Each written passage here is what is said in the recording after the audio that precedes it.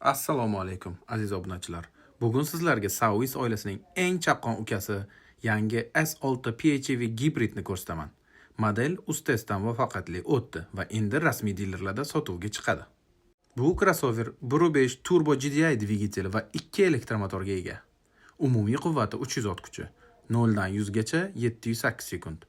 60 litrlik bak, 19.43 kWh litium batareya, to'liq tokda 114 km, to'liq bakda esa 1300 km yuradi.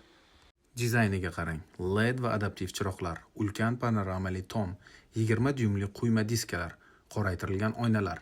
Har jihati zamonaviy va o'z segmentida juda hashamatli. Salonga kirganingizda minimalistik eko dizayn, 16.6 dyumli markaziy ekran va 9.2 dyumli panel qarshi oladi. Ovoz bilan boshqaruv, simsiz Apple CarPlay va Android Auto hammasi mavjud. Sony karnaylar, 2 zonali iqlim, kuchli havo filtratsiyasi, ambient chiroqlar barchasi premium kayfiyat beradi.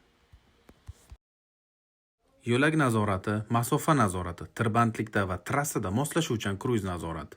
Intellektual yordamchi tizimlari, 360 kamera va hatto pastki qismni ko'rish funksiyasi. Har xil favqulodda vaziyatlarda avtomobilning miyasi Snapdragon 8155 chipi boshqaradi.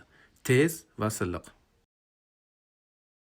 Bugun bu avtomobilni haydab ko'rganimda elektromotor tufayli boshlanishi juda yumshoq. Sport rejimda esa hayratlanarli darajada chaqqon. Shahar ichida elektromotor yetarli. Trassada esa gibrid tizimi kuchli tortadi. Agar video yoqqan bo'lsa, like ni bosing va obuna bo'ling. Tez orada S07, S09 bo'yicha ham qiziqarli, manfaatli videolar chiqadi.